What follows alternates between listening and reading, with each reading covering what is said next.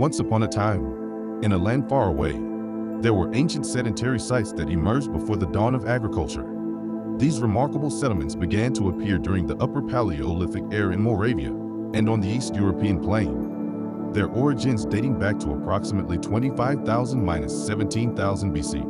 Among them, the Natufian culture of the Levant marked a significant milestone as they chose to settle down around 12,000 BC after years of nomadic life.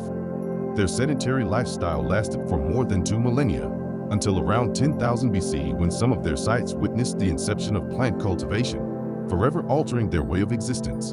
Over in the distant lands of Japan, the Jomon culture also tasted the allure of a stationary life from around 12,000 to 10,000 BC. Primarily located along the coast, these early settlers would later embrace rice cultivation in certain northern Kyushu sites. Meanwhile, in the northernmost reaches of Scandinavia, a series of early sedentary sites appeared but surprisingly lacked evidence of agriculture or cattle breeding, sprouting up between 5,340–500 BC. These settlements were meticulously positioned to extract the abundant resources of the surrounding ecosystems. Notable sites like Lillberget Stone Age Village, around 3,900 BC, Nielv, around 5,300 BC, and Lake Canary, around 4,500 BC, were revered for their strategic location. Moving further south, Sweden claimed its share of sedentary culture, where traces of agriculture emerged in previously settled areas. Take, for example, the Bjurslet site that thrived from approximately 2,700–1,700 BC. It was renowned for its vast stores of flint axes, traded from far-off lands like Denmark and Scania, covering an astonishing distance of 1,300 kilometers. The evidence of small-scale agriculture at Bjurslet emerged around 2,300 BC when charred barley grains were found. It was a time when connections and trade flourished, bringing about great advancements in the cultures of our ancestors. Picture this: the Middle East, with its bountiful cereals and thriving cattle, shared its treasures with Europe through a one-of-a-kind process. Instead of a conventional wave of progress, it was a mesmerizing stepping stone dance where the exchange of precious gifts took place. Imagine vast pre-agricultural sedentary sites, interconnected like a web, where the fruitful offerings of cereals, cattle, sheep, and goats were traded.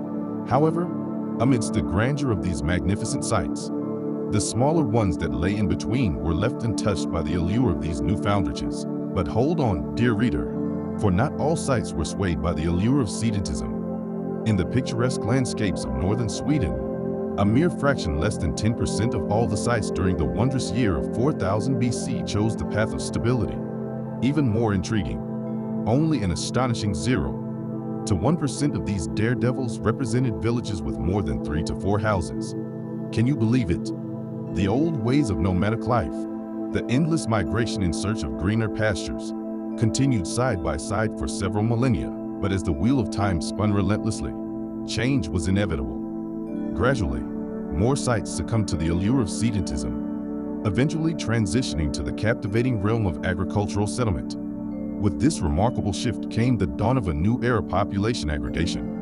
Villages emerged, nestled amidst the rich tapestry of landscapes, as cities and diverse communities sprang forth. And lo and behold, across the vast land of North America, the signs of sedentism began to show themselves. Around the year 4500 BC, there existed a captivating phenomenon known as forced sedentism or sedentarization.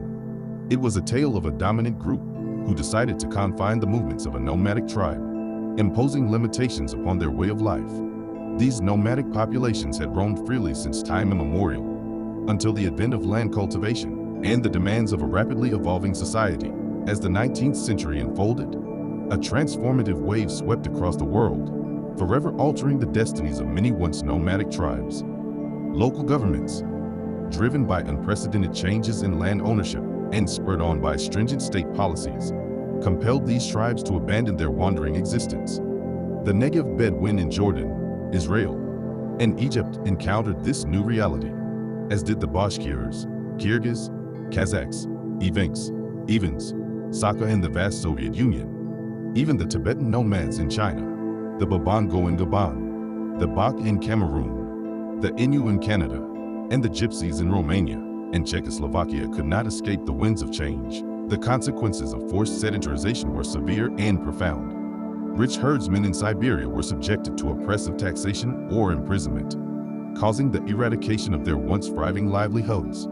The freedom of year-round mobility was suppressed, robbing these tribes of their cherished way of life.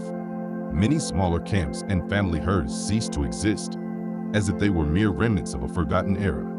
Heartbreaking scenes unfolded as children were separated from their parents and whisked away to distant boarding schools. The indigenous peoples of Siberia bore the brunt of these remarkable changes, grappling with the scars of social, cultural, and psychological upheaval. And so, the tale of these ancient sedentary sites unravels, each with its own unique twists and turns. From their mysterious beginnings to the advent of agriculture, these settlements hold the secrets of our past, reminding us that the stages of humanity's journey are as complex and diverse as the landscapes they inhabited. Hope you enjoyed the video and learned something new. If this is, leave a like and a follow.